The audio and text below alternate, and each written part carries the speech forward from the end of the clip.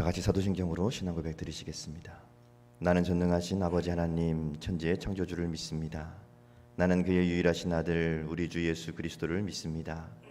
그는 성령으로 잉태되어 동정녀 마리아에게서 나시고 본디오 빌라도에게 고난을 받아 십자가에 못 박혀 죽으시고 장사된 지 사흘 만에 죽은 자 가운데서 다시 살아나셨으며 하늘에 오르시어 전능하신 아버지 하나님 우편에 앉아 계시다가 거기로부터 살아있는 자와 죽은 자를 심판하러 오십니다. 나는 성령을 믿으며 거룩한 공교회와 성도의 교제와 죄를 용서받는 것과 몸의 부활과 영생을 믿습니다. 아멘. 찬송가 285장 함께 찬송 부르시겠습니다. 찬송가 285장 주의 말씀 받은 그날 참 기쁘고 복되도다. 이 기쁨만 못 이겨서 온 세상에 전하노라. 285장 함께 찬송 부르시겠습니다. 주의 말씀 받은 그날 참 기쁘고 복되도다. 이 기쁜 맘 못 이겨서 온 세상에 전하노라. 기쁜 날 주 나의 죄 다 씻은 날 늘 깨어서 기도하고 늘 기쁘게 살아가리. 기쁜 날 주 나의 죄 다 씻은 날 이 좋은 날 내 천한 몸 새 사람이 되었으니 이 몸과 맘 다 바쳐서 영광의 주를 섬기리. 기쁜 날 주 나의 죄 다 씻은 날 늘 깨어서 기도하고 늘 기쁘게 살아가리. 기쁜 날 주 나의 죄 다 씻은 날 새 사람 된 그날부터 평안한 마음 늘 있어서 이 복된 말 전하는 일 나의 본분 삼았도다. 기쁜 날 주 나의 죄 다 씻은 날 늘 깨어서 기도하고 늘 기쁘게 살아가리. 기쁜 날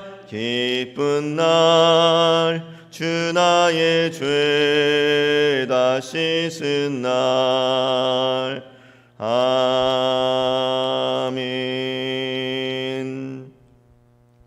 하나님 말씀은 고린도 후서 4장 1절에서 18절 말씀 함께 보겠습니다. 고린도 후서 4장 1절에서 18절 말씀 한 절씩 교독하겠습니다. 그러므로 우리가 이 직분을 받아 긍휼하심을 입은 대로 낙심하지 아니하고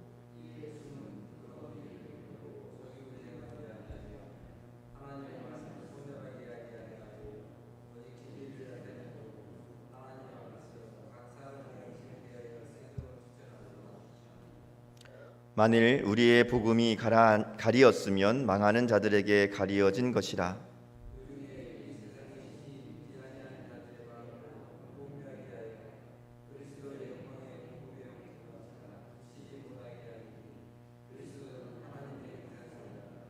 우리는 우리를 전파하는 것이 아니라 오직 그리스도 예수의 주 되신 것과 또 예수를 위하여 우리가 너희의 종 된 것을 전파함이라.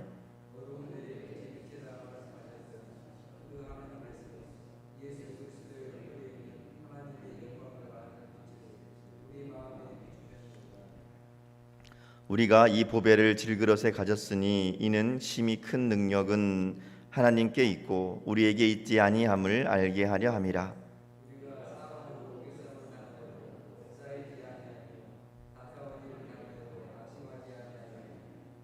박해를 받아도 버린 바 되지 아니하며 거꾸러뜨림을 당하여도 망하지 아니하고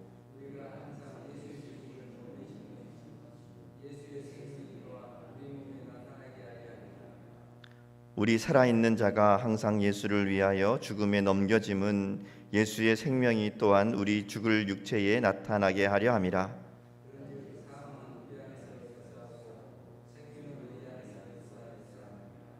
기록된 바 내가 믿었으므로 말하였다 한 것 같이 우리가 같은 믿음의 마음을 가졌으니 우리도 믿었으므로 또한 말하노라.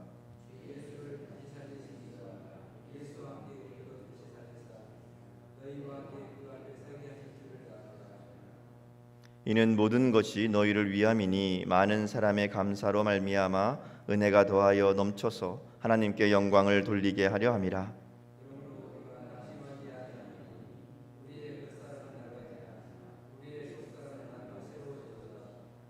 우리가 잠시 받는 환난에 경한 것이 지극히 크고 영원한 영광에 중한 것을 우리에게 이루게 함이니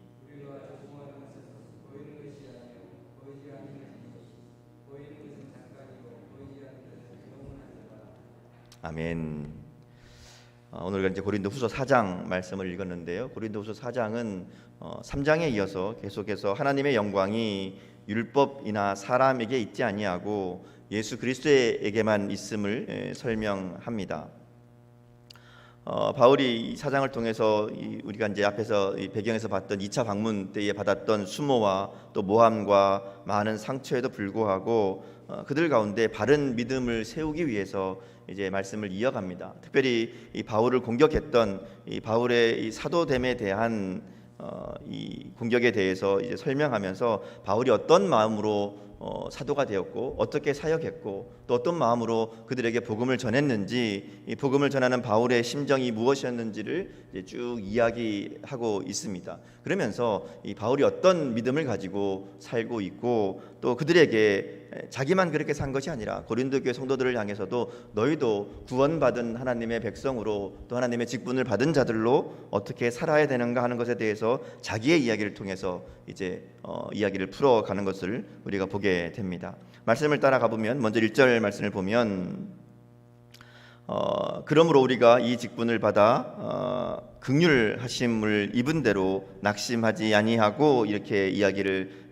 시작합니다. 이 바울이 받은 이 직분이라는 것은 앞에서 이제 3장에서 얘기한 새 언약의 일꾼이라는 것을 의미합니다. 그러니까 직분을 받았는데 이 직분은 하나님의 긍휼하심으로 말미암아 은혜를 입은 자들에게 주신 사명이다 이야기하는 것이죠. 하나님의 직분을 하나님에게 주신 이 직분을 하나님의 긍휼하심을 입은 대로 우리가 받은 사람들이다 이렇게 이야기합니다. 그러니까 하나님의 은혜도 또 하나님의 이 직분도 다 하나님께서 주신 것임을 이야기하는 것이죠. 그래서 나 자신이 은혜와 직분이 주인이 아니다 하는 것을 이야기하고요. 내가 주인이 되면 이 직분이 내 것이 되고 은혜가 내 것이 되면 그러면 3, 4절에 말한 대로 이 복음을 가리는 것이고 마음을 혼미케 하여 그리스도의 영광의 복음의 광채를 비치지 못하게 하는 것이다 이렇게 이야기하는 것이죠.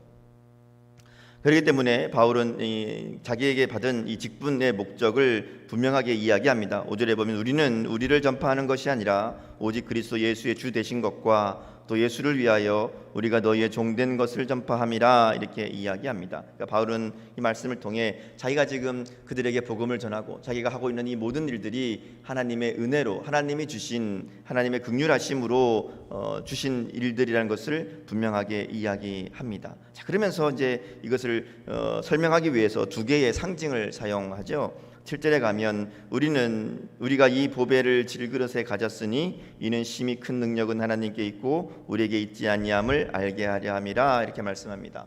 여기 보면 두 가지 상징을 사용합니다. 하나는 보배라는 것이고 하나는 질그릇이라는 것이죠. 바울은 복음을 또 예수님을 보배로 이야기하고 복음을 받은 예수님을 담은 우리들을 질그릇이라고 비유하는 것이죠. 그러면서 이 복음과 또 인간의 본질이 무엇인가를 이제 이 보배와 질그릇이라는 것을 통해서 설명합니다. 이 보배라는 것은 우리가 뭐 귀하게 여기는 뭐 금이나 진주나 뭐 다이아몬드나 이런 이 보석을 보배라고 하죠. 이런 보배의 특징은 귀하다는 겁니다. 귀하고 희소성이 있고 또 잘 깨지지 않고 변질되지 않고 쇠하지 않는 영원한 것을 의미한다고 할 수 있습니다. 반면에 질그릇은 이제 흙으로 만든 그릇인데 뭐 쉽게 말하면 우리가 막 쓰는 그릇을 이야기하는 거죠. 아끼거나 귀하게 사용하는 그릇이 아니라 아무 때나 아무렇게나 쓸 수 있고 뭐 금이라도 가거나 또 뭐 깨지거나 하면 아낌없이 버릴 수 있는 그릇이 질그릇이라는 것이죠. 그래서 이처럼 우리 인간은 질그릇에 불과하고 잘 부서지고 보잘것없는 존재이지만 예수님은 보배와 같이 귀하고 가치 있고 영원한 존재라는 것이죠. 그런데 이 보배를 질그릇에 담았다 이렇게 이야기하는 겁니다.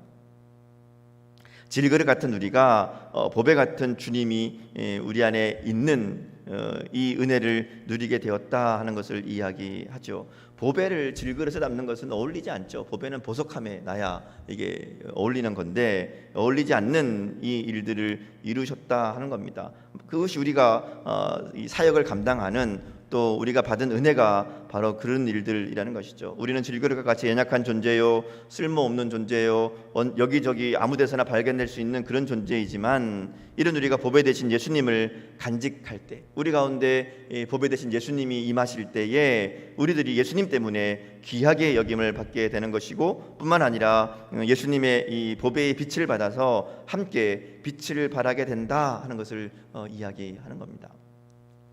뿐만 아니라 보배 되신 예수님으로 인해서 우겨쌈을 당하여도 답답한 일이 생겨도 박해를 받아 버림바 되어도 괜찮다라고 이야기하는 것이죠. 이런 보배 되신 예수님을 간직했기 때문에 그의 삶에 낙심하지 않는다고 이야기합니다. 그래서 8절에서 15절 말씀을 쭉 읽어보면 이 보배 되신 예수님을 마음에 담고 있는 바울의 삶이 어떠했는지를 이야기합니다. 고난 가운데 정말 수없이 많은 고난들이 예수님을 전하기 위한 그의 삶 가운데 있었지만 결국 보배 되신 예수님을 간직함으로 승리의 인생을 살게 되었다 하는 것을 이제 고백하고 있지요. 어떤 절망적인 상황에서도 낙심하지 않고 승리의 삶을 살 수 있었던 바울의 비결은 바로 그 가운데 이 보배 되신 예수님이 있었기 때문이다. 특별히 부활하신 예수님에 대한 소망이 그에게 있었기 때문이다 하는 것을 우리가 말씀을 통해서 읽게 됩니다.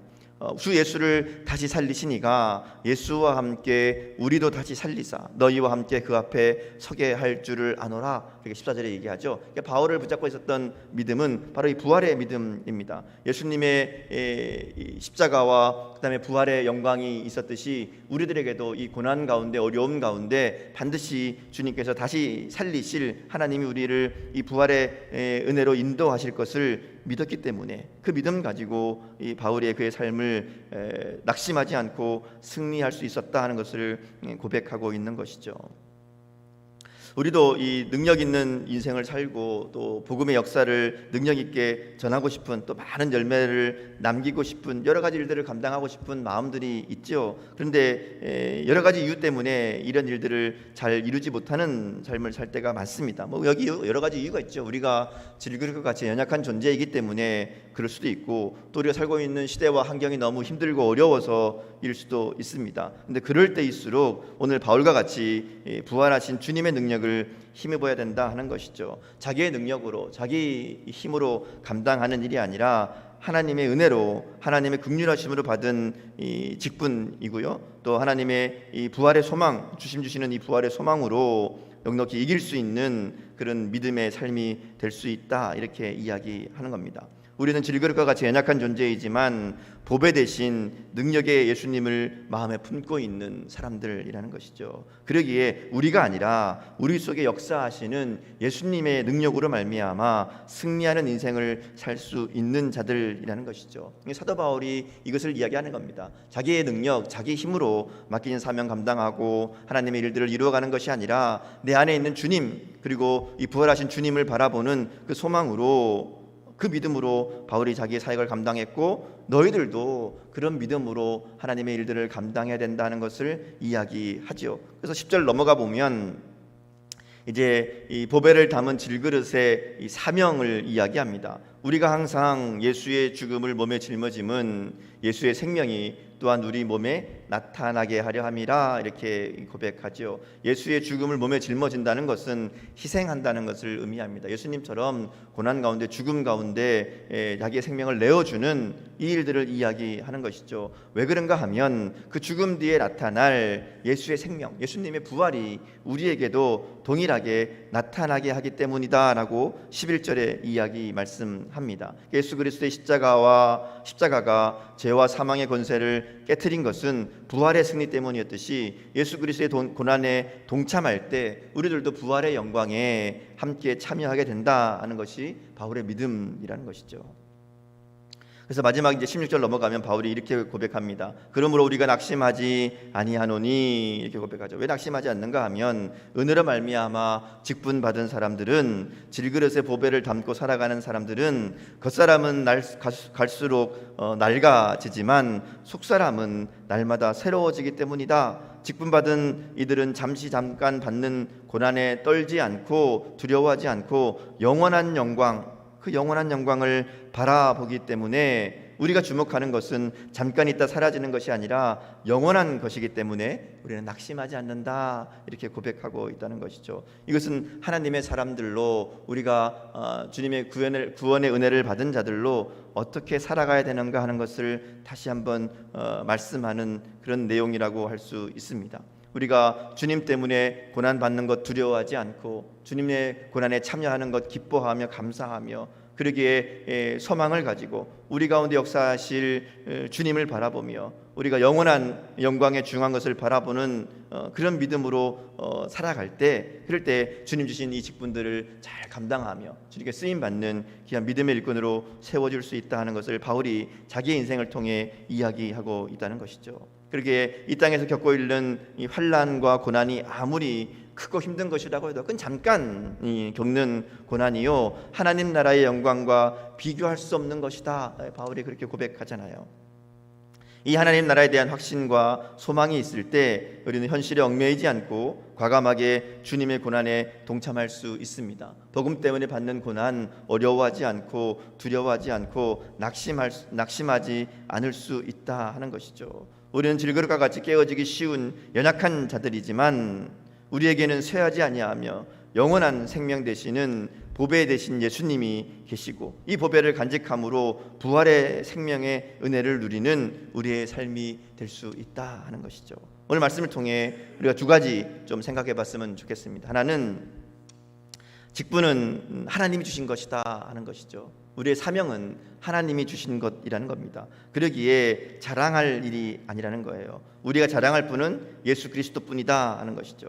우리는 질그릇같이 연약하고 부족한 존재들입니다. 그러기에 우리와 동거하시고 동행하시는 예수 그리스도 그분만을 자랑하는 삶이 되어야 된다는 것이죠. 우리의 삶에 조금이나마 하나님의 일에 쓰임받는 일이 있고 또 그로 인해 영광을 받는 일이 있다면 그것은 우리의 공로와 수고가 아니라 주님이 함께 하시고 하나님이 하신 일이라는 것을 우리가 반드시 기억하고 날마다 이것을 잊지 않고 고백하는 귀한 믿음의 이 모습이 우리 가운데 있어야 될 줄 믿습니다. 또 한 가지는 직분 맡은 모든 그리스도인은 감사함으로 헌신하며 맡기신 일들을 감당해야 된다는 것이죠.